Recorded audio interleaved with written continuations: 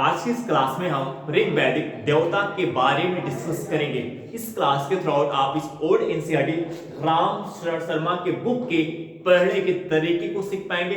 NCERT के concept, NCERT के fact से यूपीएससी और स्टेट पीसीएस एग्जाम में क्वेश्चंस पूछने या बनने का जो मल्टीपल अप्रोच होता है, मल्टीपल एंगल होता है, आप उसे सीख पाएंगे। इस एनसीईआरटी के बुक के भीतर किस चैप्टर पे, किस टॉपिक्स पे आप ज्यादा फोकस करें, किस पे कम फोकस करें, यानी आप अपने टाइम को स्मार्ट तरीके से कैसे यूटिलाइज करें, ये अप्रोच भी आपको सीखने को मिलेगा। यदि आपको शॉर्ट नोट्स बनाना नहीं आता है तो धीरे धीरे आप शॉर्ट नोट्स बनाना भी सीख जाएंगे, यदि आप क्लास को रेगुलर फॉलो करते हैं और वीडियो को अंत तक देखते हैं। आज का जो फोकस पॉइंट है ऋग्वैदिक देवता। ऋग्वैदिक देवता ऋग्वैदिक काल के देवताओं में जो सबसे महत्वपूर्ण स्थान आता है वो इंद्र का आता है।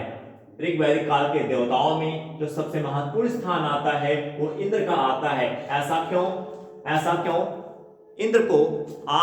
इंद्र ने आर्य की सेनाओं का नेतृत्व किया। इंद्र ने आर्य की सेनाओं का नेतृत्व किया राक्षसों पर विजय हासिल करने के लिए। इंद्र ने आर्य की सेनाओं का नेतृत्व किया राक्षसों पर विजय हासिल करने के लिए। और इंद्र को लेकर के ऋग्वेद में 250 श्लोक समर्पित है। इंद्र को लेकर के ऋग्वेद में 250 श्लोक समर्पित है, जो दर्शाता है कि इंद्र का महत्व कितना ज्यादा था, जो दर्शा रहा है कि ऋग्वैदिक काल में इंद्र देवता का महत्व कितना ज्यादा था। इंद्र को पुरंदर या किलों को तोड़ने वाला कहा जाता है। इंद्र को पुरंदर या किलों को तोड़ने वाला भी कहा जाता है। इंद्र को वृष्ट देव भी कहा जाता है। इंद्र को वृष्ट देव भी कहा जाता है। वृष्ट देव का मतलब क्या होता है? जो वर्षा के लिए उत्तरदायी। इंद्र को वृष्ट देव भी कहा जाता है। इंद्र को वृष्ट देव भी कहा जाता है। वृष्ट देव का मतलब क्या होता है? जो वर्षा के लिए उत्तरदायी। ऋग्वैदिक काल के जो दूसरे महत्वपूर्ण देवता हैं, ऋग्वैदिक काल के जो दूसरे महत्वपूर्ण देवता है वो कौन है? अग्नि का दूसरा स्थान है। ऋग्वैदिक काल के देवताओं में अग्नि का दूसरा स्थान आता है। ऋग्वैदिक काल में अग्नि को लेकर के 200 श्लोक समर्पित है। ऋग्वैदिक काल में अग्नि को लेकर के 200 श्लोक समर्पित है। अग्नि ने देवताओं और लोगों के बीच मध्यस्थता का कार्य किया। अग्निदेव ने देवताओं और लोगों के बीच मध्यस्थता का कार्य किया। कैसे? अग्नि ने मध्यस्थता का कार्य किया किसके बीच? देवताओं और लोगों के बीच। कैसे? यज्ञ में अग्नि में होम की वस्तुएं, जो धार्मिक अनुष्ठान होते थे ऋग्वैदिक काल में, जो धार्मिक अनुष्ठान या जो यज्ञ होते थे, उस यज्ञ में अग्नि में होम की वस्तुएं धुआं के रूप में आकाश में पहुंचती थी, अर्थात देवताओं तक पहुंचती थी। ऋग्वैदिक काल में जो यज्ञ होते थे, जो धार्मिक अनुष्ठान होते थे, उसमें अग्नि में होम की वस्तुएं धुआं के रूप में आकाश में पहुंचती थी, अर्थात देवताओं तक पहुंचती थी। तो इस प्रकार अग्निदेव ने देवताओं और लोगों के बीच मध्यस्थता का कार्य किया। ठीक है, ये मोस्ट इंपॉर्टेंट फैक्ट है। जिस प्रकार भारत में अग्नि का महत्व था, जिस प्रकार अग्निदेव का महत्व भारत में था, उसी प्रकार ईरान में भी अग्निदेव का महत्व था। जिस प्रकार अग्निदेव का महत्व भारत में था, उसी प्रकार ईरान में भी था। अब यूपीएससी एग्जाम में क्वेश्चन बनने का क्या इंपॉर्टेंट एंगल हो सकता है? तो जैसे एक स्टेटमेंट आपके समूह का आ रहा है, मैं यूपीएससी एग्जाम के एंगल से बात कर रहा हूं। जैसे आपके समूह की स्टेटमेंट आ रहा है कि अग्निदेव ने ऋग्वैदिक काल में देवताओं और लोगों के बीच मध्यस्थता का कार्य किया। और दूसरा स्टेटमेंट आता है, जिस प्रकार भारत में अग्निदेव का महत्व था, उसी प्रकार अग्निदेव का महत्व ईरान में भी था। जिस प्रकार अग्निदेव का महत्व भारत में था उसी प्रकार अग्निदेव का महत्व ईरान में भी था। तो ये दोनों स्टेटमेंट क्या होंगे, सही हो जाएंगे। ये दोनों स्टेटमेंट क्या मैं बोल रहा हूँ, सही बोल रहा हूँ, ठीक है, क्योंकि यही कॉन्सेप्ट आप सीख रहे हैं इस एनसीईआरटी के कॉन्सेप्ट थ्रू आउट आपको ये कॉन्सेप्ट सीखने को मिल रहा है। लेकिन अब यूपीएससी एग्जाम में आपसे कैसे गलत करा सकता है, कैसे आपको कैसे स्टेटमेंट आपसे कैसे ये प्रयास किया जाएगा कि आप क्वेश्चन को गलत कर जाएं, कैसे आपसे ये अपेक्षा की जाएगी। यूपीएससी एग्जाम के क्वेश्चंस को इस प्रकार से सेट किया जाता है, उसमें ये प्रयास किया जाता है कि ताकि आप अधिक से अधिक क्वेश्चंस को गलत कर पाए। कैसे, जैसे यहाँ पे आप सीख रहे हैं कि जिस प्रकार भारत में अग्निदेव का महत्व था उसी प्रकार ईरान में था। अब वो उस एग्जाम में ईरान के जगह पे किसी दूसरे देश का नाम रख सकते हैं, जैसे फ्रांस का रख दिया, जर्मनी रख दिया, या तुर्की का रख दिया है, किसी और दूसरे का नाम, किसी दूसरे देश का नाम रख दिया गया है। तो आपको क्या सीखने को मिल रहा है कि जिस प्रकार अग्निदेव ने भारत में एक महत्वपूर्ण भूमिका का निर्वहन किया उसी प्रकार अग्निदेव ने ईरान में भी महत्वपूर्ण भूमिका का निर्वहन किया। तो ये आपको देखना है। तो आप क्या सीख के जा रहे हैं, ईरान। तो अगर ईरान आ रहा है स्टेटमेंट में तो सही है, लेकिन ईरान के जगह पे अगर किसी और दूसरे देश का नाम आ जाएगा तो स्टेटमेंट क्या हो जाएगा, गलत हो जाएगा। तो यही आपको ध्यान देना है, बारीकी से, बहुत ही बारीकी से आपको ध्यान देना है, क्योंकि यूपीएससी एग्जाम के क्वेश्चंस में अगर आपकी बहुत अच्छी तैयारी है तब भी आपसे क्वेश्चन गलत होने के चांस आपके ज्यादा रहते हैं, क्योंकि स्टेटमेंट बहुत से ऐसे स्टेटमेंट होते हैं यूपीएससी एग्जाम में कि आप पढ़ने के बाद आपको लगता है कि आपको सब कुछ आ रहा है, पढ़ने के बाद आपको लगता है कि आपको सब कुछ आ रहा है, लेकिन जरा सा उसमें बारीकी से थोड़ा सा उसमें चेंज कर दिया जाता है, बहुत ही बारीकी से। अगर आप ध्यान नहीं देते हैं तो आप क्वेश्चन को गलत कर जाते हैं। ऐसा मल्टीपल क्वेश्चंस में ऐसा होता है। तो बहुत ही बारीकी से आपको ध्यान देना है, और इसीलिए अपने जो भी कॉन्सेप्ट एनसीईआरटी के थ्रू आउट करें उसको समझ करके करें, जल्दबाजी में रटने का प्रयास ना करें, उसको क्लियर करें, उसका एनालिसिस करें, उसको दिमाग में बैठाने का प्रयास करें। अब तीसरा स्थान जो आता है ऋग वैदिक काल के देवताओं में, जो तीसरा स्थान आता है वो वरुण का आता है। वरुण को किसका देवता कहा गया है, जल के देवता। वरुण किसके देवता थे, जल के देवता थे। ऋग वैदिक काल में तीसरा स्थान किसका आता है, तीसरा स्थान किसका आता है, वरुण का आता है। वरुण किसके देवता थे, जल के देवता थे, और प्राकृतिक संतुलन के लिए जाने जाते थे। जो वरुण है ये जल के देवता थे और प्राकृतिक संतुलन के लिए जाने जाते थे। प्राकृतिक संतुलन के लिए कैसे जाने जाते हैं, जैसे वरुण जल के देवता है, यानी जो वरुण है वो ऋग वैदिक काल के लोगों के जल की आवश्यकताओं की पूर्ति कर रहे हैं। जैसे कोई व्यक्ति जो आपके लिए बहुत कुछ कर रहा है, आपके लिए आपकी हर एक कंडीशन में आपकी मदद कर रहा है, आप जितनी भी प्रॉब्लम में फंस रहे हैं हर एक प्रॉब्लम में आपकी मदद कर रहा है, बार बार आपकी हेल्प कर रहा है, आपको सपोर्ट कर रहा है, आपको आगे ले जा रहा है, तो आपके लिए क्या होता है, पूजनीय हो जाता है। आप उसको अपना क्या मानते हैं, देवता मानते हैं। इसी प्रकार वरुण ऋग वैदिक काल में देवता के रूप में क्यों प्रसिद्ध हुए, क्यों फेमस हुए, क्योंकि वरुण ने ऋग वैदिक काल के लोगों की जल की आवश्यकताओं की पूर्ति की। तो वरुण का ऋग वैदिक काल में क्या इंपॉर्टेंस है, क्योंकि लोगों की जल की आवश्यकताओं की पूर्ति कर रहे हैं, और इनको प्राकृतिक संतुलन के लिए भी जाना जा रहा है। तो प्राकृतिक संतुलन के रूप में इनको कैसे जाना जाता है, जैसे अभी आप देखें गर्मी का जो समय आता है, गर्मी का समय आता है तो जल का स्तर कम हो जाता है। गर्मी का जो समय आता है तो जल का स्तर कम हो जाता है, और जैसे जुलाई में बारिश स्टार्ट होती है वैसे फिर जल का स्तर क्या होता है, जल का स्तर क्या होता है, सही हो जाता है। तो इस प्रकार से वर्षा के माध्यम से संतुलन स्थापित हो जाता है। गर्मी के समय में जल की कमी हो जाती है। बहुत से ऐसे स्टेट है भारत के जहां पे पानी की समस्या बहुत बड़ी हो जाती है, लेकिन जैसे जुलाई का समय आता है, बारिश स्टार्ट होती है, फिर जल का जो स्तर होता है, जो वाटर लेवल होता है, फिर क्या होता है, सही होता है। यानी जल का स्तर क्या होता है, सही हो जाता है। ग्राउंड वाटर का जो लेवल है, जो स्तर क्या होता है, सही हो जाता है।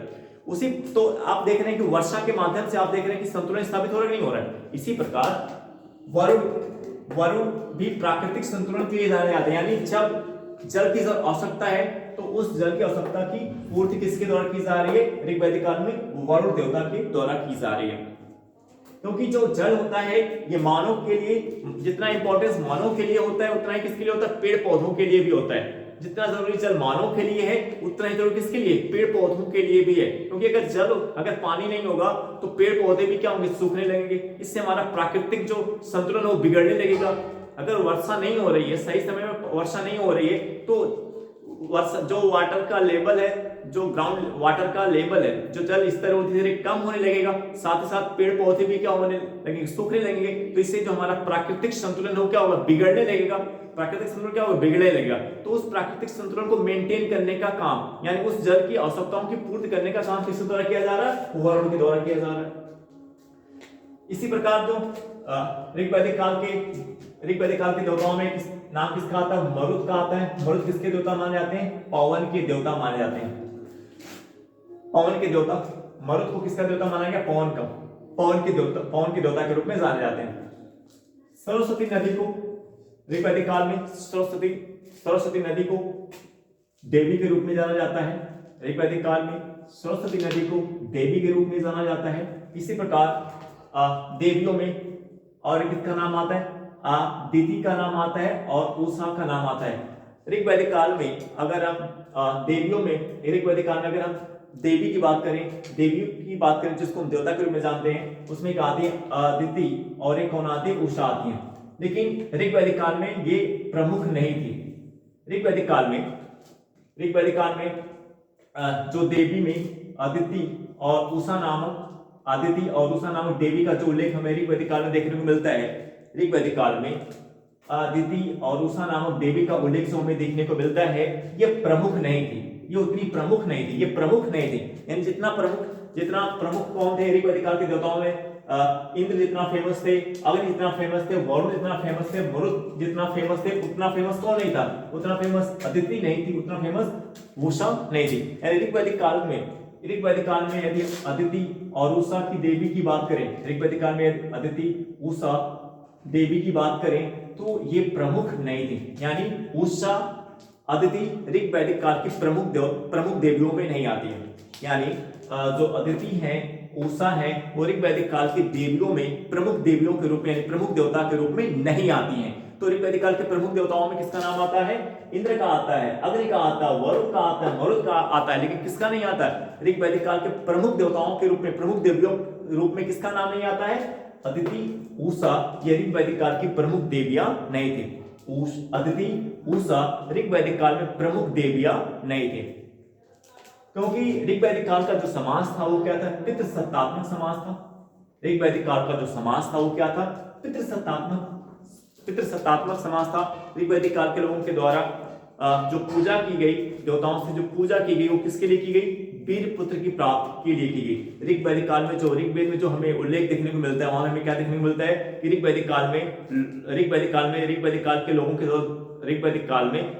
काल के लोगों के द्वारा जो पूजा की गई वो किसके लिए की गई? वीर पुत्रों की प्राप्ति के लिए की गई, ना कि वीर पुत्रियों की प्राप्ति के लिए। तो ऋग्वैदिक काल में जो हमें देखने को मिलता है, ये देखने को मिलता है कि जो ऋग्वैदिक काल के लोगों के द्वारा जो पूजा की गई वो वीर पुत्रों की प्राप्ति के लिए की गई। तो हम देवियों के बारे में कम हमें देखने को मिलता है, देवियों के बारे में कम उल्लेख हमें ऋग्वैदिक काल में देखने को मिलता है। इससे स्पष्ट होता है कि जो हमारा ऋग्वैदिक काल का जो समाज है वो क्या है? पितृसत्तात्मक समाज है। यानी जहां पे पुत्र का क्या है? महत्व ज्यादा है, जहां पे पुत्र का महत्व पुत्रियों की तुलना में क्या है? ज्यादा है। ऋग्वैदिक काल का जो समाज है वो पितृसत्तात्मक समाज है, यानी जहां पुत्र का महत्व पुत्री की तुलना में काफी ज्यादा है। इसी कारण से जो देवता है वो देवी से क्या ग्रेटर है। इसी कारण ऋग्वैदिक काल में इसी कारण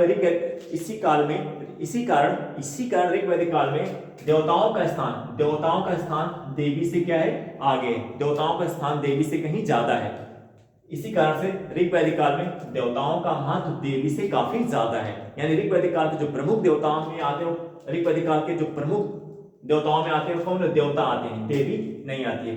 ऋग्वैदिक काल में जो देवता का स्थान है वो देवी से क्या ग्रेटर? देवता ग्रेटर देन देवी। यानी ऋग्वैदिक काल में देवताओं का स्थान देवियों से ज्यादा है। ऋग्वैदिक काल में देवताओं का महत्व देवी से कहीं ज्यादा है। ऋग्वैदिक काल में देवताओं का स्थान देवी से कहीं ज्यादा है। अब अगर यूपीएससी एग्जाम के एंगल से बात करें, एक स्टेटमेंट आपके सम्मुख आता है कि ऋग्वैदिक काल में देवियों का स्थान देवताओं से, देवियों का महत्व ऋग्वैदिक काल में देवियों का महत्व देवता की तुलना में काफी ज्यादा था। यदि मैं आपसे यूपीएससी एग्जाम के एंगल से बात करूं, एक स्टेटमेंट आपके सम्मुख आता है कि ऋग्वैदिक काल में देवियों का महत्व देवताओं से ज्यादा था।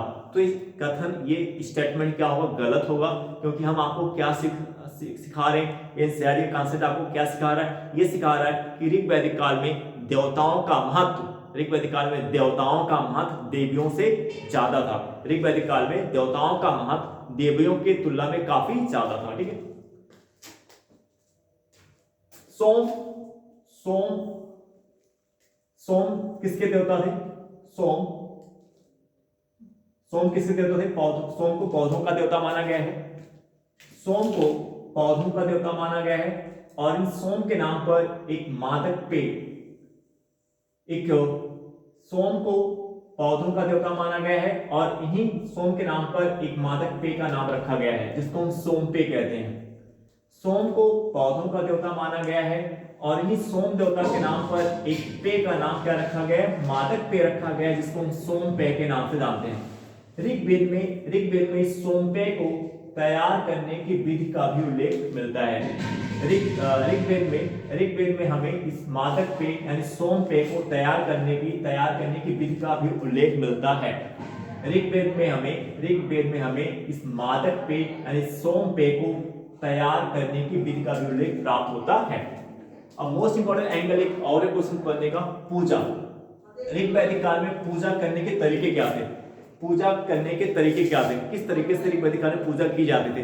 तो ऋग्वैदिक काल में पूजा करने के दो तरीके थे। मोस्ट इंपोर्टेंट यूपीएससी एग्जाम में क्वेश्चन बनने का मोस्ट इंपोर्टेंट एंगल है। एनसीईआरटी का कांसेप्ट है, मोस्ट इंपोर्टेंट कांसेप्ट है। हम यहाँ ये सीख रहे हैं कि ऋग्वैदिक काल में जो आप देख रहे हैं कि जो देवताओं की पूजा की जा रही है, तो उन देवताओं की पूजा करने के कितने तरीके हैं? तो ऋग्वैदिक काल में देवताओं की पूजा करने के दो तरीके हैं। एक क्या है? प्रार्थना और दूसरा क्या है? बलिदान। एक क्या है? प्रार्थना, दूसरा क्या है? बलिदान।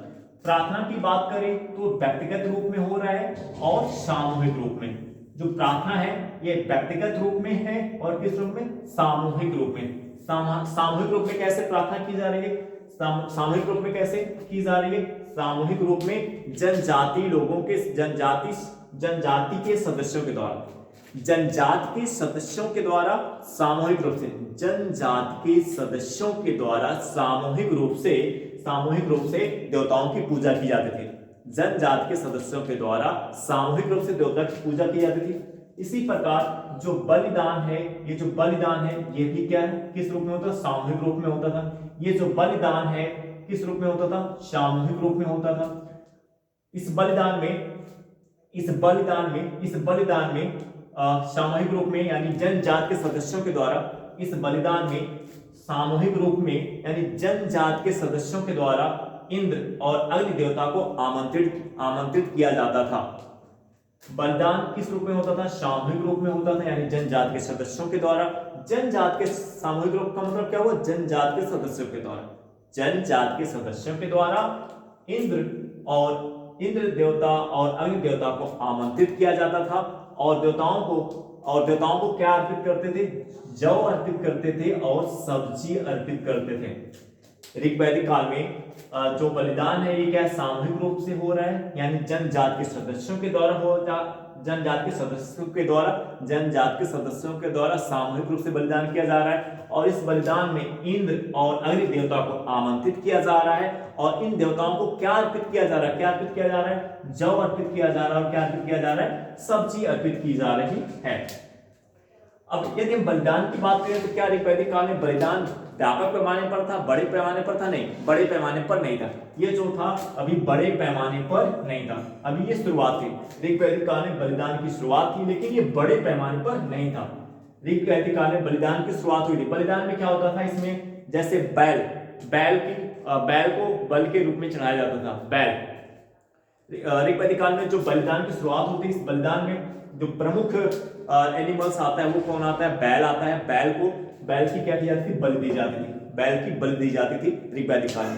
तो ऋग्वैदिक काल में बैल को बलि देने की प्रथा की शुरुआत होती है। लेकिन जो बलिदान दिया जा रहा है, जो सामूहिक रूप से बलिदान दिया जा रहा है वो अभी बड़े पैमाने पर व्यापक स्तर पर नहीं है। लेकिन इसके बाद जब आप उत्तर वैदिक काल पढ़ेंगे तो उत्तर वैदिक काल में ये जो बलिदान है ये काफी बड़े पैमाने पर हो जा रहा है। ऋग्वैदिक काल में इस बलिदान प्रथा की शुरुआत हो रही है लेकिन ये बड़े पैमाने पर नहीं है। लेकिन इसके बाद उत्तर वैदिक काल में ये क्या होता है? बड़े पैमाने पर हो जाता है, जिसमें बैलों की बड़े पैमाने पर हत्या की जाती है। इसमें इस बलिदान के बैलों की बड़े पैमाने पर हत्या होती है, जिससे कृषि जो उत्तर वैदिक काल का यानी उत्तर वैदिक काल की जो कृषि प्रभावित होती है। कृषि में बड़े पैमाने पर बैलों की कमी हमें देखने को मिलती है। किस कारण से? क्योंकि उत्तर वैदिक काल में आते आते ये जो बलिदान की प्रथा है, ये बलिदान है काफी बड़े पैमाने पर व्यापक स्तर पर होने लगता है। तो यहाँ पे आपको सीखने को मिल रहा है कि जो बलिदान है बलिदान की शुरुआत ऋग वैदिक काल में हो रही है, लेकिन ये बड़े पैमाने पर नहीं, ये बड़े पैमाने पर नहीं है। लेकिन इसके बाद जब उत्तर वैदिक काल आप पढ़ेंगे तो उत्तर वैदिक काल में आप देखेंगे कि जो बलिदान है ये बड़े पैमाने पर होने लगा है। और इस बड़े पैमाने पर होने के कारण पशुओं में जो बैलों की जो बैल है उनकी हत्या बड़े पैमाने पर की जाने लगी है। तो जब बैलों की हत्या बड़े पैमाने पर उत्तर वैदिक काल में होने लगती है तो इससे कृषि में बैलों की कमी होने लगती है। इससे कृषि पे इसका निगेटिव इम्पैक्ट पड़ता है, क्योंकि उस समय में उत्तर वैदिक काल में जो बैल थे वो कृषि खेतों की जुताई में एक महत्वपूर्ण भूमिका निभाते थे। अब बात करेंगे ऋग वैदिक काल के लोगों के द्वारा जो पूजा की जाती थी, ऋग वैदिक काल के लोगों के द्वारा जो अब बात हम करेंगे कि ऋग वैदिक काल के लोगों के द्वारा जो पूजा की जाती थी वो किस लिए की जाती थी, पूजा करने के पीछे क्या मोटिव था, क्या उद्देश्य था। तो पूजा करने के पीछे का जो मोटिव था, जो उद्देश्य था, क्या था, प्रजा यानी बच्चों, पशु, भोजन, धन और स्वास्थ्य की कामना के। तो ऋग वैदिक काल के लोगों के द्वारा जो पूजा की गई किस लिए की गई, प्रजा यानी बच्चों, पशु, भोजन, धन और स्वास्थ्य की कामना के लिए की गई, दुख की समाप्ति के लिए नहीं।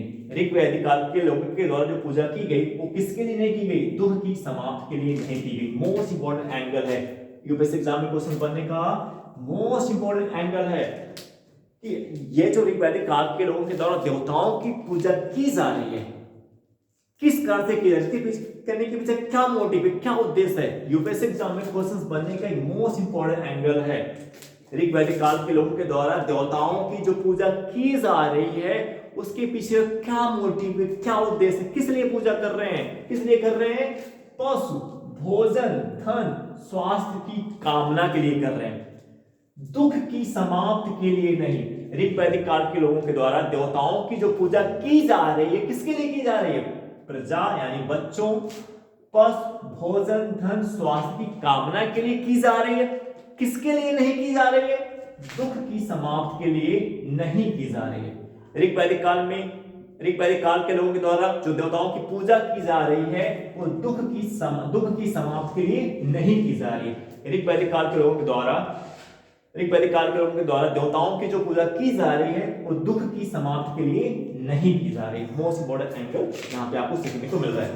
तो इसके पूजा करने के पीछे ऋग वैदिक काल के लोगों के द्वारा पूजा करने के पीछे क्या मोटिव, क्या उद्देश्य है, ये भी इंपॉर्टेंट एंगल है क्वेश्चन बनने का। आई होप दैट ये क्लास आपको समझ में आया होगा। अब हम आपसे नेक्स्ट वीडियो में मिलेंगे। Okay, bye.